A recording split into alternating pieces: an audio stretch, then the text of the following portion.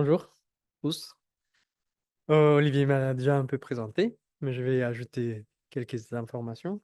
Je suis tout nouveau dans l'équipe. Je viens d'y arriver le mois d'octobre. Je suis architecte de formation. J'ai passé une thèse en physique après. En 2020, j'ai soutenu ma thèse et depuis, je fais des postdoctorats et maintenant, je suis enseignant-chercheur dans la formation. On m'a demandé aujourd'hui de remplir un petit peu l'espace. Je présente ici un peu le travail que j'ai fait avec Monsieur Beckers, parce que ça fait longtemps qu'on a travaillé ensemble. Lui, c'était mon directeur de thèse et il n'a pas pu venir aujourd'hui. Du coup, je vais essayer de reprendre un peu ses idées. Je les ai un peu tournées à ma façon et j'espère que ça va être clair, que ça va vous amuser un petit peu. Alors, la question qu'on m'a demandé, c'est pourquoi il faut réintroduire les sciences physiques dans les processus de conception urbaine. Alors, pour commencer, on commence assez loin. On commence à la fin des années 1700 à peu près. Là, ici, on a Paris. Et ce qu'on peut voir, c'est que les gens s'intéressaient déjà, à leur façon, à avoir un modèle de la ville. Là, on a une cartographie de la ville. Là, on voit Notre-Dame et tous les petits bâtiments qui ont été dessinés à la main, en prenant en compte l'auteur de chaque bâtiment, combien de fenêtres il y en a, combien de portes. On voit bien que c'est un travail assez exhaustif. Ouais. Ça veut dire qu'en utilisant ça, ils pouvaient déjà contrôler la ville. À cette époque-là, c'était ça le modèle sur lequel ils pouvaient travailler, le modèle qu'ils avaient à disposition. Euh, à cette époque, Paris, il comptait à peu près 600 000 habitants. Ça n'a rien à voir avec ce qu'est aujourd'hui. Mais ça permettait d'avoir une qualité, un niveau de taille assez précis. Ok. En même temps, à Londres, il y avait beaucoup plus de gens. C'était la ville la plus habitée, celle qui comptait le plus d'habitants au monde. Et on va voir que ça arrive très vite. À partir de là, 1800, c'est la révolution industrielle, et là, ça va partir dans tous les sens. Alors, je vais faire les liens un peu entre ce qui se passe dans la ville, l'histoire, etc., et ce qui se passe dans les sciences. Là, on est toujours en 1800. En 1801, on a Sir William Herschel, il va découvrir ce que c'est le rayonnement infrarouge. L'expérience, elle est simple. Il va placer des thermomètres dans une table. Il va faire passer la lumière dans un prisme qui va séparer toutes les couleurs. Ça avait déjà été fait par Newton un peu avant pour découvrir qu'il y avait plein de couleurs dans la lumière blanche. Et par erreur, il a posé un thermomètre en dehors de la lumière visible. Et il a remarqué que même en étant en dehors de la lumière, le thermomètre chauffait. C'est ce qu'il a appelé la lumière invisible. Alors, on connaît maintenant, c'est le rayonnement ultraviolet, pardon, le rayonnement infrarouge, qui est essentiellement de la chaleur. 2 ans plus tard, ici, à l'époque, c'était la Prussie, maintenant c'est la Pologne, et c'est Monsieur Wilhelm Ritter. Lui, il va faire une expérience similaire, mais dans l'autre côté du spectre, il va aller dans les rayons ultraviolets. Et c'est comme ça qu'on commence à recueillir des informations sur la physique et sur le rayonnement.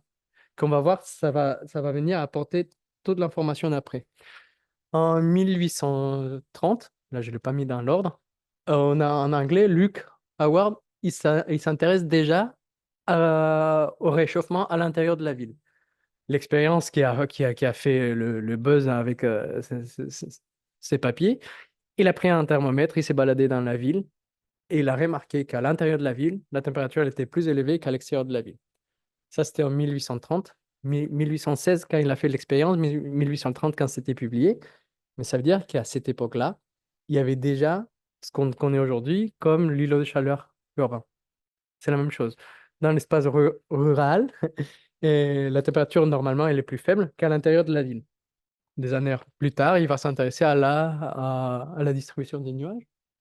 Oui, c'est ça. Et je pense que Caroline, elle va nous parler un peu plus de nuages et des pluies. Du coup, vous laisse avec le petit bout. Et après, il y a des Allemands, cette fois-ci, des Allemands de Suisse, qui sont partis de l'autre côté du monde, voire mon côté du monde, pour aller explorer l'Amérique, quoi. Je suis équatorien, au cas où. Alors, un siècle plus tard, on est à Londres. Là, ici, on a la photo, la révolution industrielle. C'est l'image que moi me vient en tête à chaque fois que je pense à révolution industrielle. C'est la ville de Londres, plombée dans le nuage de smog. Les industries, toute la fumée qui part dans tous les sens. À cette époque-là, il faut se souvenir que les villes sont le pourcentage d'habitants dans la ville, c'est à peu près entre 3 à 4%. Oui. Tandis qu'à Londres, à partir des années 1850, c'est déjà le 50% des habitants qui sont sur la ville. C'est-à-dire ils ont déjà atteint le niveau qu'on a atteint maintenant partout dans le monde. Je ne sais pas si je suis très clair, mais je pense que vous avez suivi l'idée. Alors, à partir de là, ça commence à aller dans le même sens partout. Là, on a la zone à Paris. C'est en 1870, juste après la défaite avec la guerre franco-prussienne, truc. Là, bah, vous avez perdu. Je suis désolé.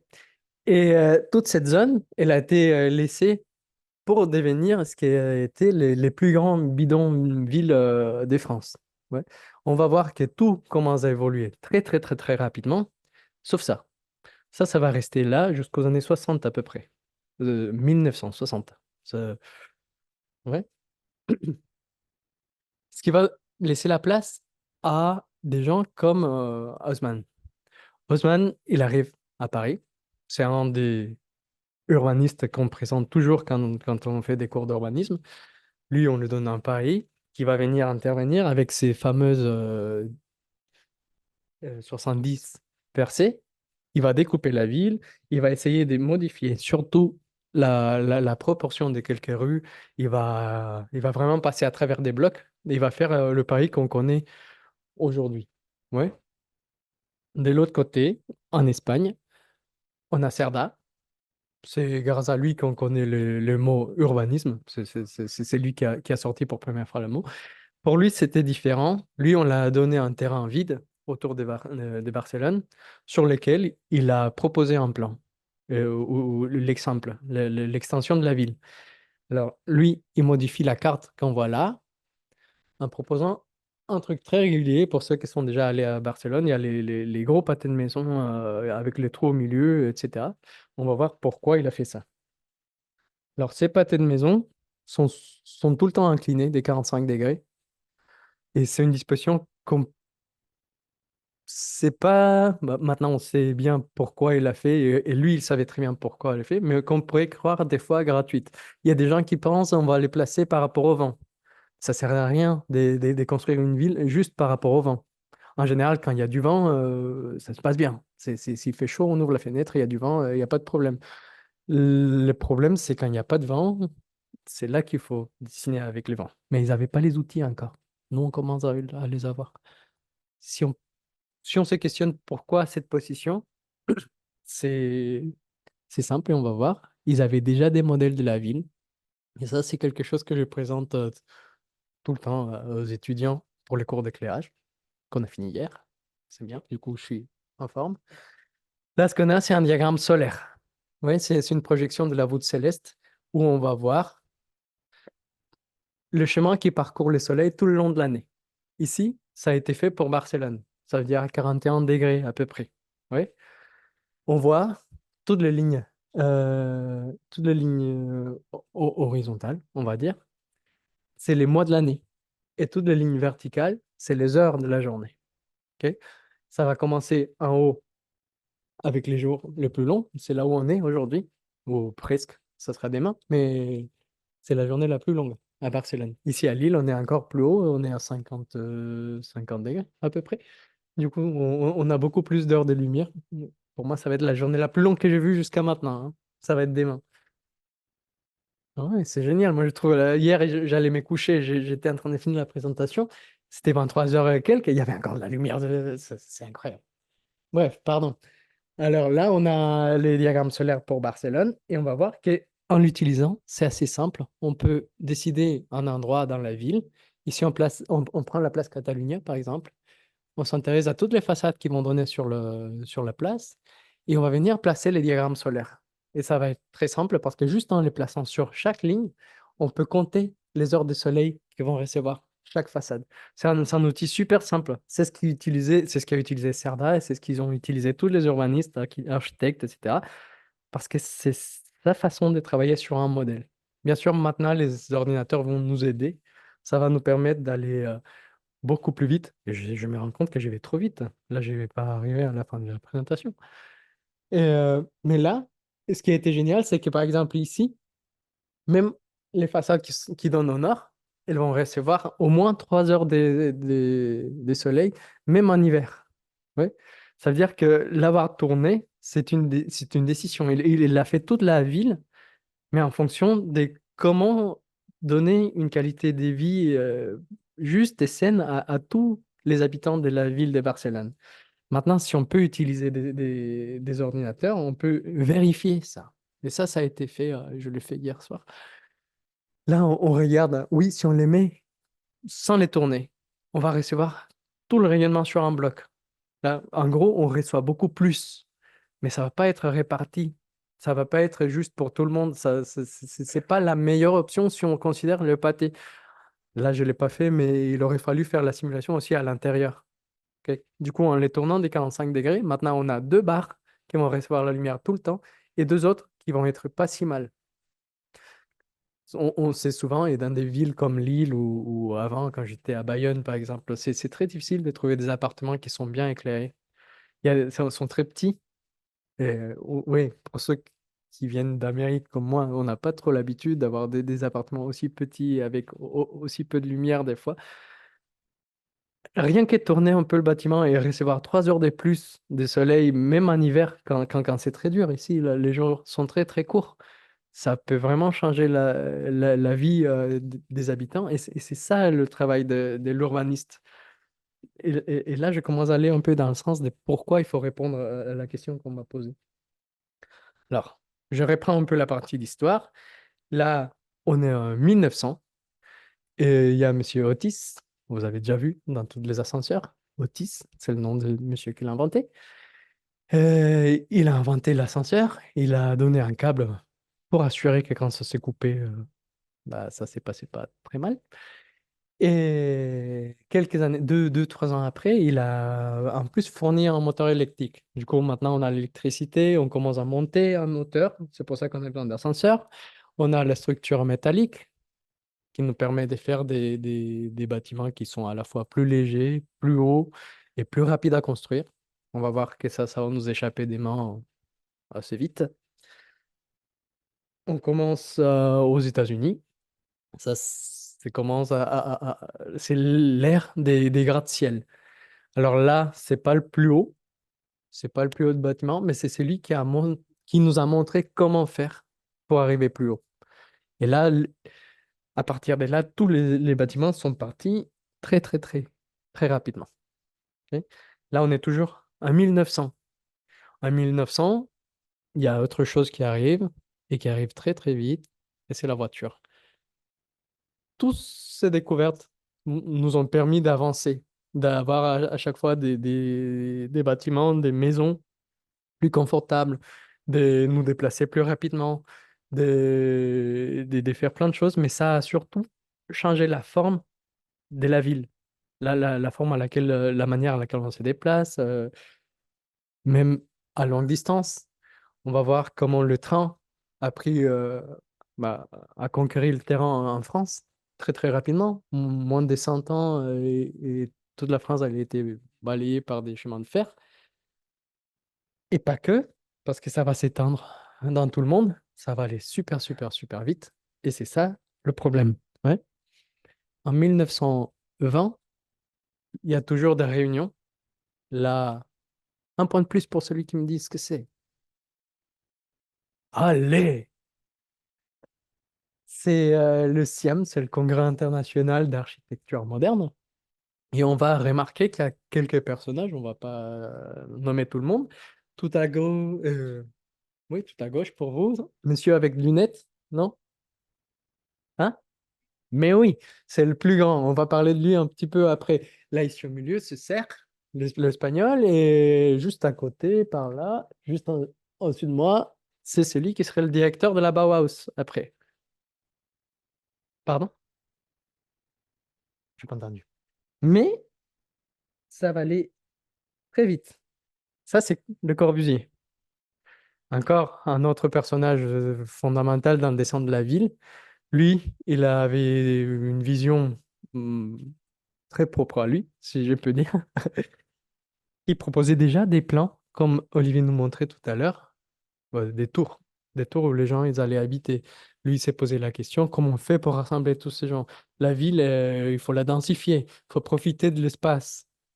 Parce que maintenant, on s'est étalé, on a une ville tellement plate, tellement large, qui occupe tout le terrain et on commence à manquer d'endroits pour cultiver. Ça, c'est le projet plein voisin pour la ville de Paris. En même temps, un an plus tard seulement, on a encore une autre conférence. Celle-ci, elle est plus connue quand même. Ah, allez, vous êtes difficile aujourd'hui. Vous n'allez pas vous endormir. Je ne vais pas vous laisser. Le monsieur au milieu, celui-là, on le connaît. Ok, ça, c'est les conférences de physique. C'est les conférences de physique des Solvay qui se donnent chaque 3 ans. Là, on peut nommer un paquet parce qu'il y a Planck, il y a Madame Curie, il y a Einstein, là, il y a Niels Bohr, bah, tous les gens qui ont eu après ça la guerre, quoi, la bombe atomique. Tous les gens qui ont travaillé là-dessus sont dedans. Ouais. C'est la physique, elle est dans son point le plus haut. Et justement, un des personnages que j'ai parlé me fait trop rire, c'est Planck. Planck qui commence, et il va donner la base à tout ce que c'est la physique quantique après. C'est lui qui va poser toutes les bases. Il commence comme ça, il était très jeune, il découvre la physique quantique. Ouais, on voit qu'il y a un petit changement. Et finalement, il la comprend. Du coup, on voit un peu ce qu'on va faire. Ouais. Nous, on est au milieu entre les deux premiers, je pense. C'est lui qui va nous poser ça. Ouais, vous n'allez pas vous endormir, je vous ai dit. Alors là, on a les lois qui vont définir la physique du rayonnement. Il y en a essentiellement trois. Je vais aller très rapidement. C'est les trois qu'on voit là. La première, je commence par la L, qui va décrire la luminance. Celle-ci, c'est la loi de Planck. Le monsieur tout décoiffé, hein. Cette équation, elle va nous donner la forme de la courbe. La forme de la courbe, elle est là. Ça veut dire que c'est la forme de la courbe d'un corps noir. Le corps noir, c'est un objet idéal qui chauffé à une température, va rayonner de l'énergie. Et lui, il dit, en fonction de la température, cette loi va nous donner la distribution de l'énergie dans le spectre. Ok. Ça veut dire que là, en bleu, c'est le soleil, par exemple, ou quelque chose qui ressemble au soleil. Et après, on descend les températures. Ouais. C'est la même chose pour les couleurs quand vous achetez dans un pool, par exemple. Tu vois, la lumière chaude, la lumière froide, ça vient de là. La deuxième, c'est la loi de Stefan Boltzmann. Lui, ce qu'il va nous donner, c'est l'intégrale au-dessus de la courbe. C'est combien d'énergie tel corps m'envoie. C'est des watts par mètre carré. Ouais. Et le tout dernier, et le plus simple, mais je le trouve cool, il va nous donner la loi avec laquelle la courbe se déplace. Vous voyez que si je trace une courbe qui suit les sommets de chaque autre petite courbe, il y a une courbe qui va se déplacer comme ça. Ça, c'est la loi de Vienne. Elle va me donner le déplacement de la courbe. Alors, tout ça, c'est toujours en 1900. Ouais. Et en 1900, toutes les découvertes, toute la physique, etc., va commencer à nous faire voler. Et ça va aller très vite. Ça, c'est 1900. Ah, j'ai oublié. 1907? 1908? Là, on sait quand même qui c'est. C'est les frères. Les frères Wright. Allez! 60 ans plus tard, on est allé dans la Lune. Du coup, oui, comme quoi la physique sert à quelque chose. Ça nous a mis très, très haut. Et oui, c'est vrai, on est allé dans la Lune, c'est pas un mensonge, il n'y a pas de complot, ça va aller. Il y a même des trucs qui sont restés là-bas. On peut le vérifier. On revient. Juste après la guerre, qu'est-ce qui se passe dans la ville? On croit qu'avec toute la découverte, tous les avancements qu'on a, toute l'histoire qui s'est développée, Ça aurait changé, mais non. On continue à faire ça. Ça, c'est Sarcelles, à Paris. On est toujours là. Bah voilà. Années 70, il y a la physique environnementale qui commence à prendre le dessus. On commence à avoir une quantité d'informations qu'on connaît.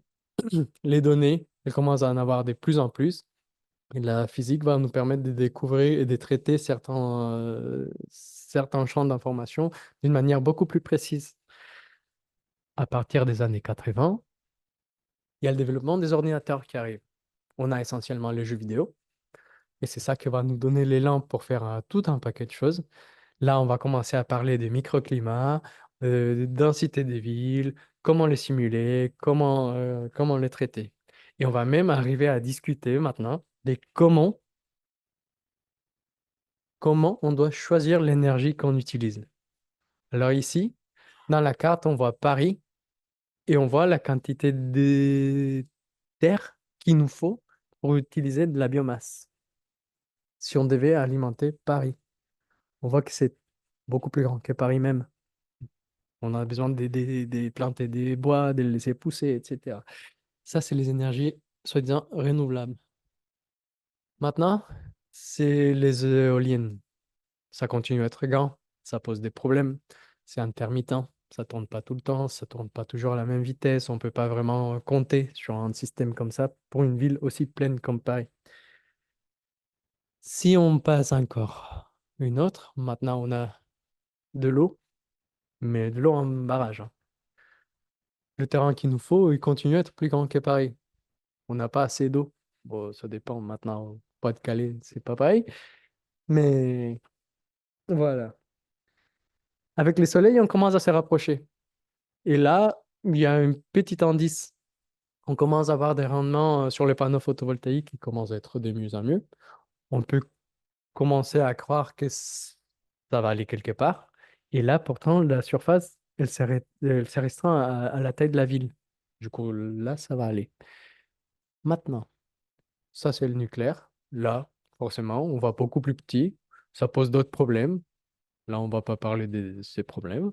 Mais il y a de l'énergie là-dedans.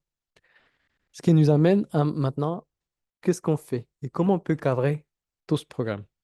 Si on prend juste le rayonnement, ouais, il faut se souvenir que pour le transfert des chaleurs, il y a trois moyens. Il y a la conduction, la convection et le rayonnement. Ouais. Ça, c'est la physique qui va nous intéresser maintenant dans la ville. À chaque fois qu'on parle des villes, on parle des consommations énergétiques et la consommation énergétique, c'est souvent les chauffages, les charges internes, etc. Alors, pour la conduction, la méthode la plus utilisée, c'est la méthode nodale. La méthode nodale, c'est simplifier un bâtiment en circuit électrique. Ça peut être aussi compliqué qu'on le souhaite. C'est quelque chose qu'on fait depuis longtemps, parce que ça, on le sait les résoudre à la main. Ça peut être long, mais ça, on peut les résoudre. On a des résistances, des capacitances, etc. Et ça, c'est un petit circuit qui, à la fin, va éliminer toute l'information géométrique de mon problème. Il va me garder juste l'énergie.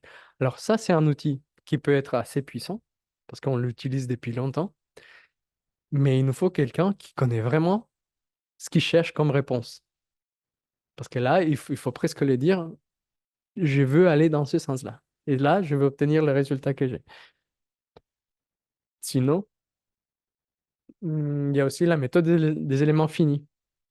Là, c'est une méthode beaucoup plus compliquée. On ne va pas rentrer dans tous les détails. Mais les avantages de cette méthode, c'est qu'elle va garder la géométrie. Tous les éléments de la géométrie, elles vont être discrétisés dans des petits volumes ou dans des petits maillages volumiques. C'est ce qu'on appelle, on verra l'après-midi. Et à partir de là, je peux faire la simulation sur ma forme et obtenir une information, un résultat que je ne connais pas, parce que ça sera propre à la méthode des calculs. Pour la convection, c'est la dynamique des fluides. Comment vous dites en français? La mécanique des fluides? Com- Pas. Là, c'est des méthodes qui sont très costauds. C'est des temps de calcul, des fois des mois, des semaines. J'ai déjà travaillé avec des gens de Météo France, par exemple. Ils ont des calculs qu'une fois passé la tempête, il nous montre bien qu'il y a eu une tempête. C'est juste pour avoir les temps des... Ça fonctionne très bien, mais c'est très, très, très, très lent. Très, très, très, très lourd. Et ce que je disais au début, c'est une ville, on ne peut pas la concevoir juste en prenant en compte les vents. Parce que le vent, des fois, il est là, des fois, il n'est pas là. Le soleil, il est toujours là quand même. Pour le rayonnement, là, l'industrie qui a vraiment pris la main, c'est l'industrie jeux vidéo. Ils nous ont montré qu'il y a au moins deux façons très très bonnes de calculer le rayonnement, et c'est en utilisant le lancer des rayons et la radiosité. Tous les deux, c'est des algorithmes. Dans le premier, le lancer des rayons, ça veut dire, j'imagine, je lance des petites balles qui vont rebondir dans les objets qui sont autour de moi. Une fois que je le reçois, je dis ce que j'ai touché. Je lance une balle, j'ai touché quoi? J'ai touché un mur. Ok, il était comment? Il était rouge. Et c'est comme ça que ça fonctionne. Ça demande une puissance de calcul assez importante, mais maintenant on commence à l'avoir. L'année dernière, Nvidia, les ordinateurs, les jeux vidéo, ils ont sorti justement la première carte graphique capable, entre guillemets, de faire du calcul lancer des rayons en temps réel. Du coup, on commence vraiment à s'approcher de tout ça. De l'autre côté, on a la radiosité. Ça, c'est une méthode qui a été développée par des mathématiciens. Elle est beaucoup plus élégante. Elle calcule toutes les réflexions, l'infinité de réflexions, mais à un prix, c'est qu'on peut pas, entre guillemets, on peut pas compter sur des surfaces spéculaires. On peut pas calculer qu'est-ce qui se passe avec des miroirs. Juste parce que c'est une histoire de maths, mais il faut inverser la matrice. Si la matrice elle est pas bien distribuée, on peut pas l'inverser, etc. Du coup, nous, on a travaillé là-dessus. On a proposé des méthodes qui nous permettent d'inverser la matrice et maintenant on arrive. Ça veut dire qu'on peut même faire un petit curseur qui va entre le lancer de rayon et la radiosité pour faire tout le calcul qu'on veut à une vitesse presque instantanée. Oui. Maintenant, si on décide de coupler le problème et s'intéresser à la ville en complet, ce que je disais, on ne peut pas traiter les problèmes isolés. Ce qui se passe pour l'instant, c'est que tout le monde décide de faire des calculs qui sont très rapides. La méthode nodale, elle est super rapide. Lancer des rayons, elle est très rapide. Avec le CFD, qui elle est très lente. Alors, qu'est-ce qui se passe quand on combine deux choses, un truc très lent et un truc très rapide? La réponse, elle est rarement plus rapide. Du coup, ça va aller plus lentement. Maintenant, si on commence à aller dans l'autre sens, on peut faire des calculs qui sont toujours plus lourds, mais qui restent acceptables, où le niveau de précision est vraiment celui qu'on souhaite, celui qu'il nous faut. Je vais, je vais deux fois trop vite. Euh, alors, l'idée, ça serait de faire ce genre d'études et le combiner avec le fluide pour avoir maintenant une réponse globale au problème de la ville actuelle. Alors, pourquoi il est nécessaire de réintroduire les sciences physiques? Là, je pense que j'ai à peu près fait le tour. Ouais. Et là, je voulais juste vous montrer quelques images de ce qui se passe aujourd'hui. Et on va commenter un peu chaque image. Ça, c'est une ville actuelle. On a continué à faire la même chose qu'on sait faire.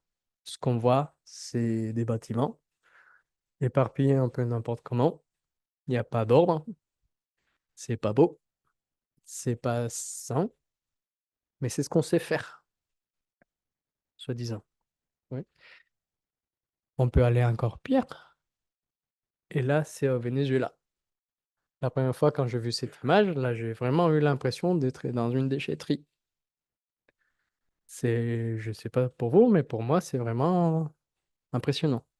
Ouais. Là, ça fait justement un peu dystopique, sauf que ça, c'est vrai. Et ça, c'est ce qu'on continue à faire.